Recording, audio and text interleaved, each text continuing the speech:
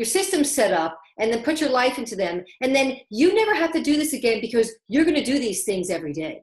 Your everyday life is going to change. The very first thing is get control of your time. So I always talk about putting the big rocks in first before the small things.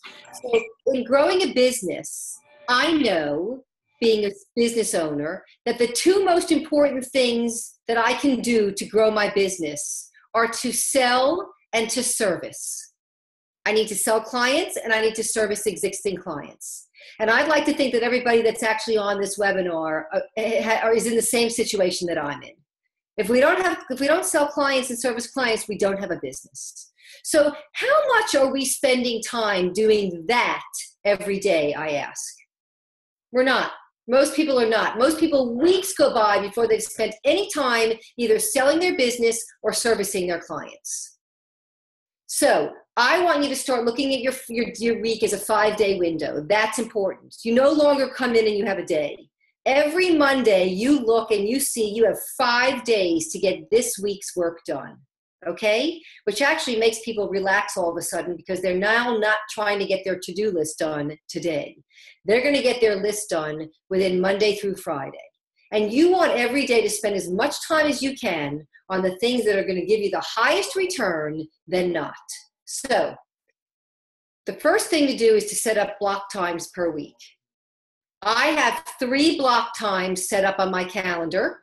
My calendar for 3 work sessions, okay? And my calendar, the first one is Maximize Monday. So every Monday morning from 9 to noon, I'm in my office setting up my week and getting my work done. Maybe during that time I'm doing a proposal that I need to bring to somebody on Tuesday. Or maybe I'm doing something that I told somebody I would email to them on Monday. Whatever it is, I'm never at a client on Monday morning, ever, unless I'm traveling. It's my time to set my week up. Next one, this is great. Friday afternoon is crap day. Every Friday afternoon from 1 to 5, I'm in my office. A couple of reasons why. Number one, I don't want to be in Atlanta traffic on a Friday afternoon. I have made this mistake on very few occasions to be doing something on Friday afternoon outside my office. It's a nightmare. I don't know where everybody on this webinar lives, but I have to imagine that nobody has great traffic on a Friday afternoon, no matter where you are. So reserve Friday afternoon for being in your office and getting all the crap done that you didn't get done during the week. Because I think there's nothing better than feeling like I earned my weekend when I go into it. And then the last one is a floater day. And that just means if I have Monday morning as Maximize Monday and Friday afternoon is crap day, I'm allowing myself one other block time to get my work done that week. So this is what my calendar looks like. Monday morning is Maximize Monday. Friday afternoon is crap day. And on this particular week, my floater day was from 9 to noon on Wednesday. It could be on Tuesday. It could be on Thursday. It doesn't matter. As long as I commit to 3 work times where I'm in my office doing my work. The problem is we all spend so much time in meetings. So but by the time the week goes by, we have no time to do the work that all the meetings produce. Make sense? All right, I'm back for now. That's number 1. So Sharon, you wanted any questions? No, I am, well, okay, so Monday and Friday, it looks like those are set and they're 3-hour blocks, yes? Yep. And then or no, they're 4-hour blocks, right? Well, I tried 9 to noon. They're 3-hour blocks. Oh no, 3 hours, right? 10, 11, yeah, 12. And then on Friday sometimes are 4 hours. It just depends. Yeah, gotcha. Here's the thing. I'm just really realistic about how long it takes to get things done. I always err on the side of caution and build more time in. Most people don't. It's why people are late in their life. They don't build enough time to get where they need to get to be on time. So I'm just really realistic. I use my time. I'm really honest about time, and that helps me. I'm not, you have to understand, I only live this way because I see what I get out of it. Absolutely. right? Yeah. So, and that was something that I had seen on something you had written, the ultimate reward. What is the ultimate reward? So here's the ultimate reward. You want to know what that is? When I go to bed at night and I shut the light out, my head turns off. That's a beautiful thing. Okay? Most people turn the light out and they lay in bed for 30 minutes thinking about what they didn't get done today, worrying where this certain something is that they didn't get their hands on, what could have fallen through the cracks, and then they're already stressed out about what tomorrow looks like. I have no stress when I get in bed at night. I have no stress at all in my life, honestly. It's just, I know what disorganization does to me, and I know how my life is when things are in order. And order for me versus chaos is a huge answer to so many other issues in people's lives: health, weight, sleep, happiness, joy, fulfillment.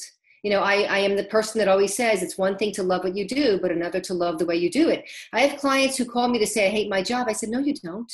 You hate the way you're doing your job. Absolutely. You know, we say in yoga, if you can't change a situation, you only change your eyes with the way you look at it. So absolutely. So where do you suggest that we start? What's the process? Okay, I'm going back to screen share. Okay. Okay. I'm muting myself too. Okay. So the first place that we start is we're going to start getting control of our day. And what I want you to do is I want you to schedule time on your calendar to do the next thing, which is decluttering. Okay. So now that we're going to start committing to getting realistic about time, how about next Friday, we decide that Friday afternoon is not only going to be crap day, it's going to be clean up our crap day. And we're actually going to make this happen. So the next thing is declutter your life. That's step number 2, is declutter your life. How do you do that? This is really simple. I can't make it any easier for you guys. You're going to get 3 boxes. The first box is trash. You are going to get rid of everything that you know you don't want. So here's the thing. First box is for trash. Second box is for recycle, donate, or regift. That's anything in your office you don't want, but somebody else might want. I don't care what it is. If you know you don't want it, it goes to someone else. And then the third box is for the keepers. Okay? So that when you're done with this process, you have a trash box or a trash bag, whatever you want to put the trash in. And then you only have 2 boxes left. One box, you're giving it away, or you're donating it, or you're regifting it, and the keepers. Okay? Let's talk a little bit about the keepers. The keepers, you guys, are only things you need and you love. You will notice I did not say the word like. Take like out of the equation. Because we like everything, that's what gets us in trouble to begin with. So if you don't need it or love it, it goes. Like when you go through a closet, it feels so good to just have all the things that you love. And there's lots of stuff in all of our closets that we like, but we never wear. So I want you to play that rule out. No matter what space you're decluttering it, you only get to keep it if you need it or you love it. Okay? So I don't know why this keeps doing that. This is a before picture of someone who claims to be organized. He's got organized piles, but he has piles everywhere. And he has to look through those piles every time he's looking for something. And if you look at the bulletin board over there, hang on, stay with me here. The bulletin board over here, you can see that there's several layers of things on that board. So how can he possibly see the pieces of paper under the paper that's under the paper that's under the paper? Okay? Here's the after. No more piles. Only has on his board what he can see, what's in his vision, and a system for where all the other paper went to. Here's another one, okay? This is a client of mine. She's with the American Cancer Society. She's in this cubicle for 8 years. This is what her cubicle started out looking like. This is what it looks like now. because she set up a system for getting control of all her stuff as it came in, and she never has to do it again. She just has to process every day. Okay, so that's number 2. So the first thing is get realistic about your time. Set up a time to declutter. To declutter. The next thing is you're going to declutter. And the third thing is you're going to start to tame what I call the technology tiger, which means getting your email inbox to 0. Okay? So it's interesting when I'm standing on a stage or when I'm speaking at a group and I talk about this topic, I usually ask the crowd where your mailbox is in the front of your house. Sherry, where is your mailbox in the front of your house? Is it on the front of your house or is it the end of your driveway? It's at the end of my driveway. Okay. And do you go out to your mail every day and get all your mail? I do. You do? And what do you do with your mail when you collect it from your mailbox? Oh, I bring it in the house, sort through it, recycle it, and put on my desk what needs to get processed. Okay. So, interesting, most of the world works that way. Okay? However, when it comes to their email inbox, they're not interested in taking everything out of it that came in that day and processing it. They're just looking at putting fires out. So the word that nobody knew about when email started 15, 20 years ago, what your email inbox is meant to be is a loading dock. That's all. The same exact thing that your mailbox at the bottom of your driveway is, it's a loading dock. Mailman comes and gives you mail every day. You go down and take everything out and you process it. That's exactly what your email inbox is supposed to be, a loading dock. It comes in, you move it out. So here's what we're going to do. We're going to get our email inbox to 0 in 6 steps. The first step is you're going to sort by sender. Okay? Everybody's going to sort by sender. And that's going to alphabetize your emails. So all the emails from Amy Walsh are going to be at the top. Okay? You're going to go down. Round 1 is just going down the alphabet and deleting the emails you know you can get rid of. So if you have 475 emails from Amy Walsh and you know you don't need to keep any of them, you're going to delete all of them at once. And just round 1 is going through the alphabet. Nope, I got to keep those. Nope, I'm not sure. Yep, I can get rid of those. Just do the delete. See how many emails in your inbox you can get rid of by just deleting. Then you're going to go back up to the alphabet to A's again. And in round 2, you're going to set up folders that you can drag these emails into. So for instance, you're either going to name it a person or a subject. Let's say for argument's sake, you have 600 emails from Wendy Ellen. You could make a Wendy Ellen folder, or you could make a productivity folder, or you could have it be called organization. It doesn't matter what you call it what you're going to easily remember where you put it, right? So when I get an email in that has anything to do with my automobile insurance, it lives in a folder that says automobile. It could live in a folder that says insurance, or it could live in a folder that says Allstate. But I like it in my automobile folder with everything else that relates to my car. So round 1, you're going to delete. Round 2, you're going to drag those emails out of the inbox and put them in the folder that you named. And then the next round, you're going to create a folder that says _take action. Okay?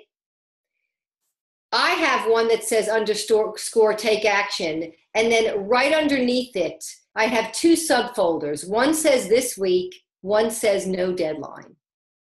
Then you're also going to create a folder that says _waiting for response, and another one that says _waiting to read. Those are the 3 most important folders I've ever made in my inbox. Here's why. Number 1, when something comes into our life that's a follow-up that we need to take action on, I immediately drag it into this folder. It either goes into the this week folder or it goes into the no deadline.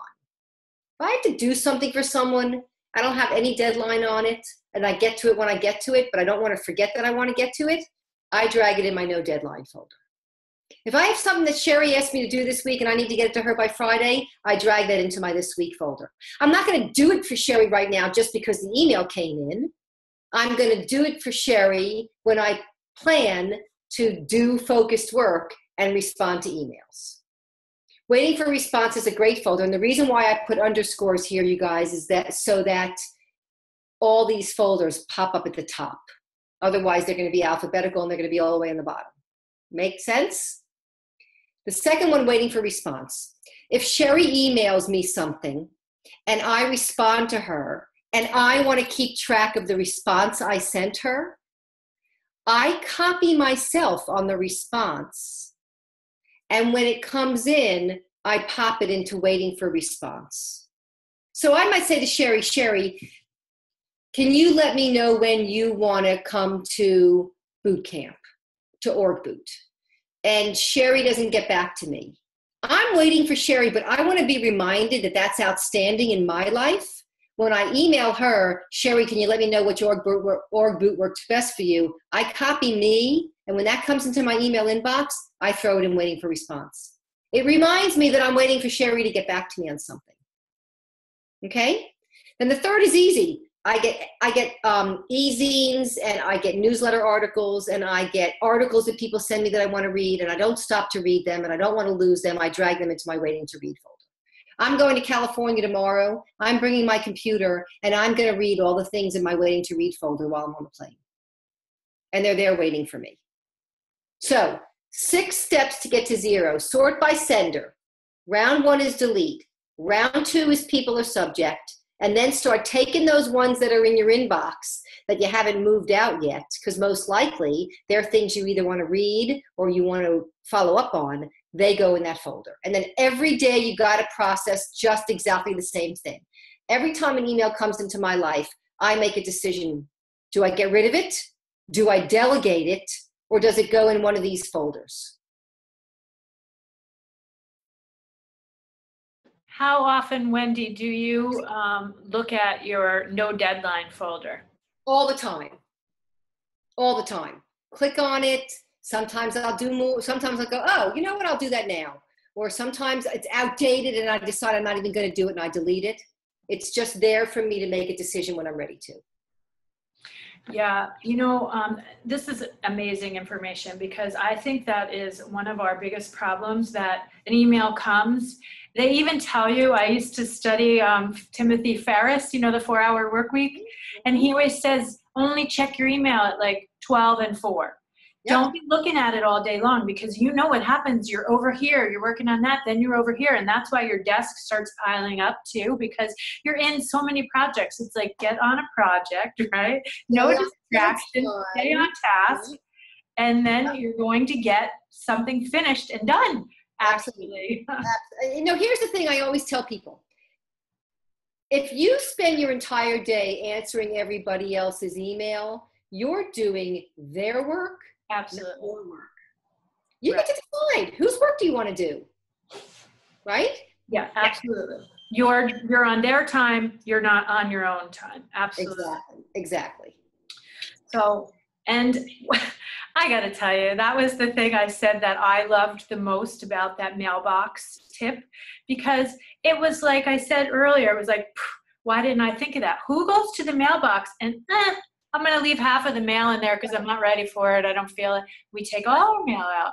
I have never thought of my email as a mailbox before. So that tip was like, oh my gosh, yeah. And then you know why there's thousands in there, and it like kills your energy and you lose them. They're in threads, and oh my gosh, it's that right there helps with the exhaustion factor.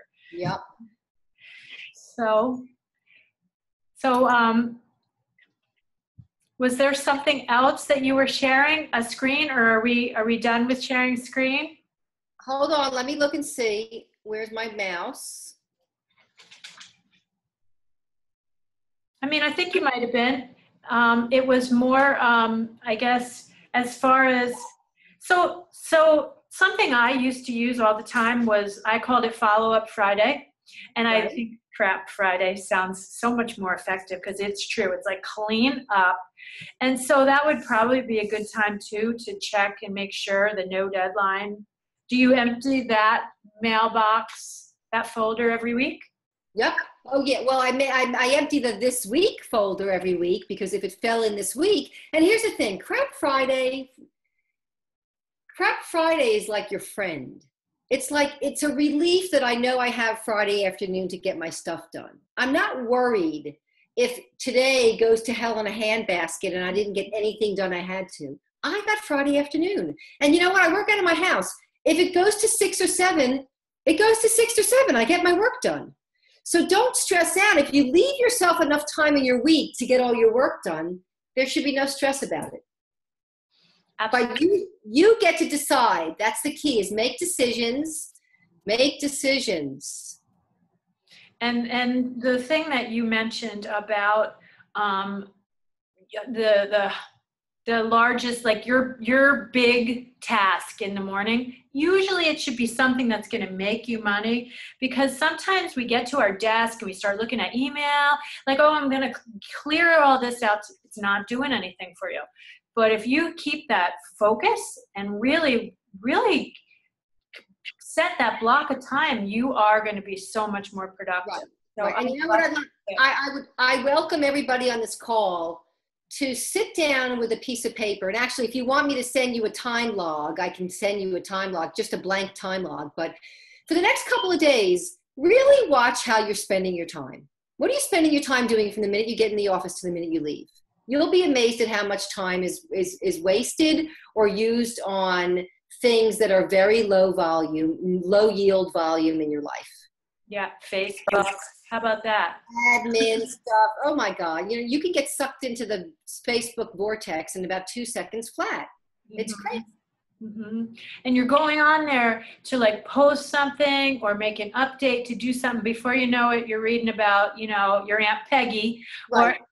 Right. You know what I do? I go onto Facebook every morning because I keep track of my people's birthdays and I care about that. So I go every morning and I wish my friends a happy birthday. And if I'm posting something, I post it and I'm done. And I'm done. And Facebook is a reward for getting my work done. Love that tip. That is a great way to look at it. Facebook. Look at Facebook over a glass of wine at 6:30 at night or a cup of coffee. That's what Facebook is for me. It's a reward. That's a great tip. So do you have anything else that you need to share, or should we go into Q&A? Nope, let's go into Q&A so I can make sure I get people. So you guys, if you have a question for Wendy, just make sure you click on the bottom left and unmute yourself so that we can hear you if you have a question.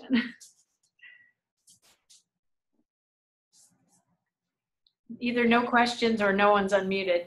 So what I love about this the most is, you know, like feng shui is really about energy, and what people don't realize, and I work with this, like I run a 6-week program for health coaching for my clients, and I use the tracker system as well, because I think that you have to see what you're doing and then start to manage your day. And on my sheet, ironically, I have donate, and it doesn't necessarily mean tithing. It means getting rid of stuff, because what people don't realize is how much of your energy gets sucked out of you by looking at all the stuff you have to do. The email, those millions of emails, the piles of papers, you just can't be at your best when you have this stuff nagging at you.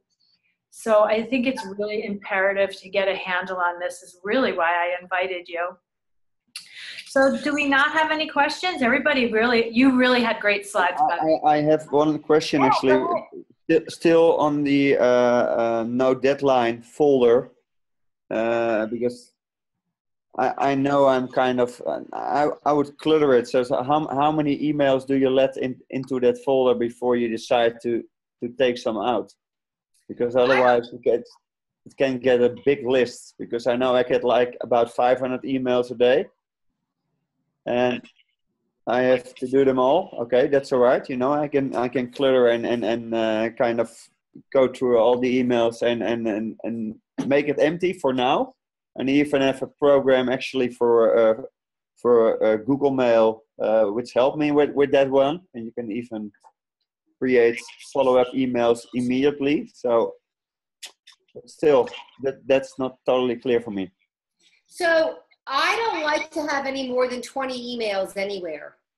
So Okay. when it starts creeping up to 20, you want to take a look at it, because here's the thing. It might start out not having a deadline, but if you don't get to it soon, it's going to have a deadline, right? Like there are lots of things that come into my life that right now, you know what, there's no deadline. But if I don't get to it fairly soon, it's going to now be more important. It's like when you talk about to-do lists, you know, there's an old theory that you should make a to-do list, your A list, your B list, and your C list. Your A list is most important. Your B list is a little less important, etc. My theory is, don't they all eventually become A? Like the C list isn't, but in 2 weeks it will be. So I would watch it, and your goal should be no more than 20 emails in that no deadline file. Okay. And you got to be diligent about it. Now remember, just because an email comes into your life, it doesn't mean you're the one to do it. No, I understand. I get a lot of information from emails that I just signed up because I know there might be some, I don't know, even for future. And sometimes I just look at the subject and think, oh, this is interesting, and then I read it. But right. Yeah. I think you're gonna. Okay. And how does your because I see at how you kind of divide up your email box, and what do you think? Because when I look at the Getting Things Done from Robert Allen, actually, right, there's a lot. You know, getting things done now. So if you can do it now, you can get it out of your life immediately. So how do you? Here's what I do. I go through 5 different choices for when I'm doing email. Number 1 is delete. Number 2 is delegate. Number 3 is do it now. And do it now means 2 minutes or less. No more than 2 minutes. Then the next one goes into a further action file. Yeah. Which is your take action that you have in your inbox you just made. And the other one goes to a future reference. I'll say it again. Delete. Yeah. Delete, delegate, do it now, less than 2 minutes, further action, or further response, right? Yeah. I like it. So Jorgen, you know, listening, because I know you, and I know that you get a lot of information that you use for research, you know, a lot of emails from different coaches and mentors. Yeah. So that and I might do not process a lot also. Tell me if I'm wrong, Wendy, but that might not necessarily go in your take action. That might, you throw it in the read file. So Absolutely. Like, you know, like. Yes. To read is not a take action. It's a to read, and it goes in the to read file. Here's what I do.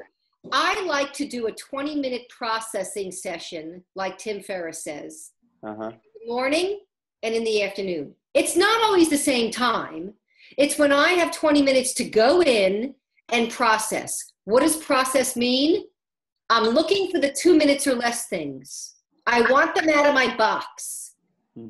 I like to look at this is really important, guys. I like to look at my work life as one big volleyball game. My goal every day is to get as many balls out of my court as possible. It doesn't mean they're going to not come back to me. I could throw a ball to Sherry back and forth 4 or 5 times in an email, and it's in her court. When it comes back to me, I'll push it back out. My goal is to get as much off my plate every day as possible, sort of like a volleyball game. And when I get into my email, if I can get into those 2 minutes or less emails and knock them out, I do. Sherry emails me and says, can you do this date on this time? That's a 2 minutes or less thing. Sherry doesn't need to wait a day for me to give her that answer. It takes 2 minutes for me to tell her that, and then I delete her email. Yeah. Right? Sure. Get in the habit of getting those 2 minutes or less things off your plate. Otherwise, at the end of the day, you have 55 2 minutes or less things that are now going to take you an hour. Yeah, sure. I have a question. Go for it. Oh, I have tried to unsubscribe to so many different emails that come in, and I still cannot unsubscribe. They still do not listen to me. I've gone through it at least 2 or 3 times. Do you have any better way to do that? Number 1 question. Number 2 question is, any suggestions on folders? Folders are really very, very personal. Like I can suggest the folders I use, but I don't know if any of the folders I use you would want to use. You know what I mean? I have big categories in my inbox. Can I show my inbox if I share a screen? Yeah, I would love I'm that. talking about Microsoft documents and things like that. Not so much folders on email, but I'm talking about like Documents? Yeah, document folders. Well, same thing with my document folders. I have a Wendy Ellen major file, which is my business. And then under that, I have admin, clients, proposals, you know, just all the things that pertain to my business. And I have the same thing for my family. Your personal side, got it. Yes. Right. Different. Okay. So my electronic files tend to mirror my physical files. Mm-hmm. Yeah. Right? Right. Yes. And then as far as the unsubscribing, honestly, I've done it a million times. After a while, they go away. There's a couple of, I think, if I'm not mistaken, there are, and I can look into this and get back to Sherry on it, and she can share this, places where they'll unsubscribe for you. I like the control of unsubscribing myself. I don't want anyone doing that for me. But I've gone in several times to things and unsubscribe that I'm still getting stuff. Right. So you just got to keep doing it. You will get much less if you. I mean, my trick is to tell my clients unsubscribe to 5 emails a day, just 5 a day. Yeah. Find 5, unsubscribe. At the end of the week, you've unsubscribed to 25. You'll probably get 15 less. Just keep doing it. Got it. Thank you. Very good. If they're really stubborn, you can always block sender. Yeah. That's true too. Thank you. Yeah. And I'm not the organizing expert here, but just my 2 cents. Go for it. Maybe it's 1 cent. I have, when I realized it, because there are so many things I want to read, just like Jorgen, I subscribe to everybody's newsletter so I can kind of see what's in my industry and what people are doing. But I do not give them my email. That is a separate, like I have a Gmail that there's the emails coming in there all day long. I don't look at them. When I have time, I sit down. If I'm out somewhere waiting for an appointment or something, then I go in there and I scroll through, or maybe I scan it real quick. And then I do not let that clutter up my business email. So that would be a suggestion for me. I'd say get them off of your business one and start another one and let them email you all day long. Just don't have them interrupting your day. I like, but here's the thing, you know, it all depends on what works for you. Yeah. I like having one email address. I am never going to have another email address. Everything comes there, but because of the way I'm wired, it's easy for me to process it, and I'm a deleter like you would not believe. Yeah. Big time. Then you take it from Wendy, because Wendy's the expert. Like I said, I'm not. Well, you know what? Whatever works for you, though. If it works for you, don't fix it. Yeah. Right? And so can I ask a question? What do you suggest, because I think this is a biggie it's not necessarily an office thing, but everybody gets so sentimental about their stuff. You know, the grandmother's books or the whatever it is. And there's like this emotion attached to it, but you don't need it. So what do you suggest about this kind of stuff? Because that's what happens to me. It falls in the love category. Sentiment and emotion is love to me. So it falls in the love category versus the need. You know, I have been carrying around these silver goblets that my grandmother had for I can't tell you how long. And my husband and I just moved last Monday to a new house. And they were and we forgot to bring them. Like we went back to just check to make sure everything was out of the house. And in the garage was this box of these goblets. So I went online and I saw that they're worth $6. They're silver plated. They're not silver. I tossed them. I toss them in the garbage. Oh. I am so sick of schlepping these things everywhere we go. And I was like, they were my grandmother's. May she rest in peace. She was lovely to me. I have things in my home that I love. You can't keep everything. You can, but that's what gets you in trouble. But on the other hand, I'm sitting in my new office and I have my grandfather's transistor radio that he used to listen to when he was sitting at the pool. It's 80 years old and it's just sitting there and it reminds me of my grandfather. So I keep the things that I really want, but I don't have to keep everything. Hey guys, you got to remember this. I'm going to be 59 years old. If I don't, and I got at least another. That's incredible right there. I got at least another 40 years left in my life for sure. If I don't get rid of the stuff I've collected over the last 59 years, where am I going to put the next 30 years worth of stuff? You know, you got to think about that. Am I going to pay a storage unit to put stuff in that I never go visit? So take pictures of stuff. Make a picture book of the things that you loved, that were important to you. And just keep the things that mean the most. Yeah, because trust me, your kids don't want it either. I found that. They're No. like, Mom, I don't want that stuff. Oh, okay. So somebody mentioned about their calendar. Okay. A cluttered calendar. And I know that's a biggie. I actually found a calendar for me that works because it sorts by, like, you put your ideas at the top, and then the second level is like things you have to get done in that day or that week period, and then only appointments go in the time slots, and that's it. So that works for me. But do you have any? Well, that's a great point, Sherry. Here's the thing about that. I like to distinguish between, can you see this in my hand? Mm-hmm. Okay. I like to distinguish, this is a really important factor, between where I go and what I do. What I do every day doesn't go on my calendar. The only thing that goes on my calendar is something that relates to a time. Exactly what you just said. A lunch appointment, a doctor appointment, a client call, Comcast coming to my house. If it relates to a specific time, hold on one second. Did Ackerman come? Oh, okay. It's one of those days, we just moved in, so the security guys come in and Comcast. They already called? I spoke to them now. They're Okay. So I like to distinguish between what I go and where my to-goes go on my calendar. My to-dos go in my to-do system in my office. I don't have a long laundry list on my calendar of the things I have to do today. I only have the things on my calendar that relate to a time. If I wrote everything I had to do today on this calendar, I wouldn't be able to read it. Does that make sense? Yeah. Absolutely. And your to-do calendar is the calendar you showed us, the 9 to 12 on Monday mornings, the crap Friday, and that kind of stuff. That's your to-do calendar. Well, I use that calendar on my slideshow to give you an idea of what it looks like, but those time blocks are blocked out on my computer calendar. Right. Yes, exactly. Exactly.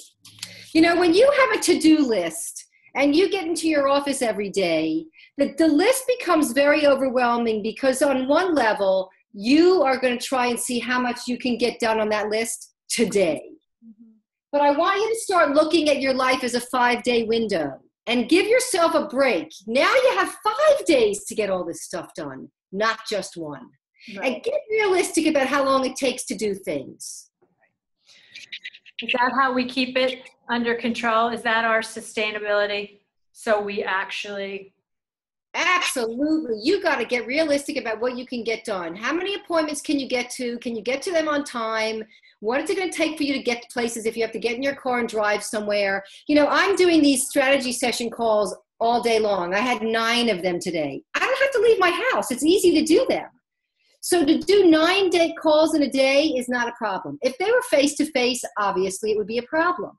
Yeah. So I'm really realistic about what I can get done, and I schedule my time accordingly. Like I was going to have a 4 o'clock phone call that I moved today because I knew that we weren't going to end at 4 o'clock if we started at 3. Yeah. Well, and then we got a little sidetracked. Yes. So, okay. So Wendy, how does everyone get more of you?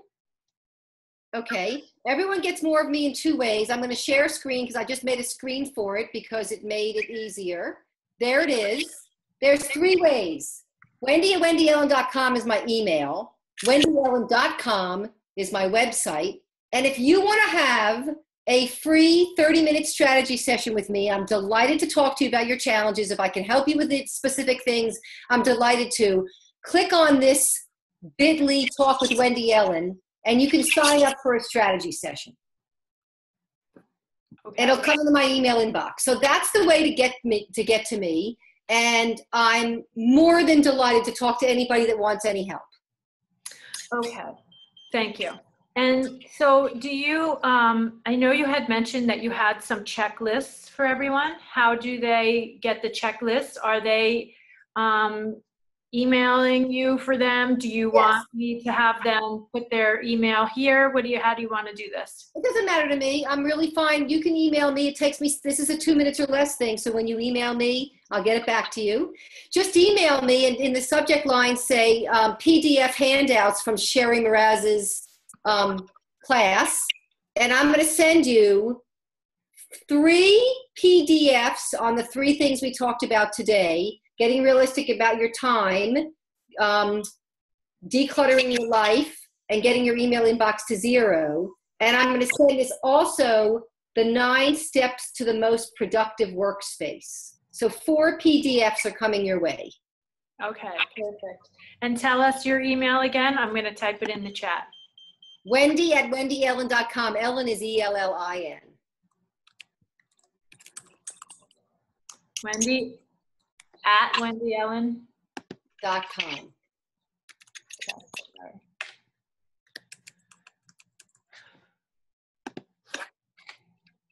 Okay, and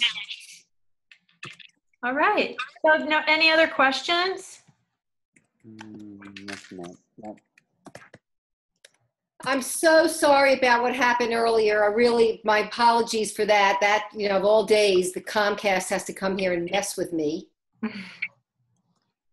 Oh, well, it happens. Stuff happens in life, doesn't it? Life happens. Yes, exactly. Okay. And so you had also mentioned, are you still willing? So the half an hour you would spend? Absolutely. Okay. I don't know if you said that. I might have missed that. Oh, yeah, I did. If anybody wants a free strategy session, that's the link to sign up with me. Let me go back there for a minute so you can see that. It is, come on, what is it? Right, let's go. Right there.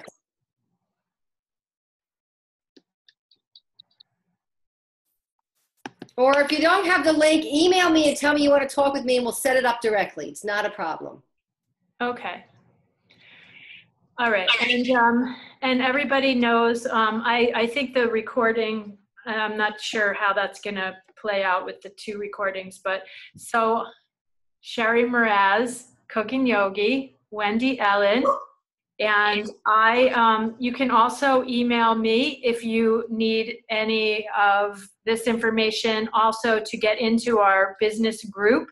If you're not in that, there's a Facebook group that we all communicate all day long, and I just put Wendy in there also so she can actually be there if you decide to comment, but I'll try to monitor all of this, okay?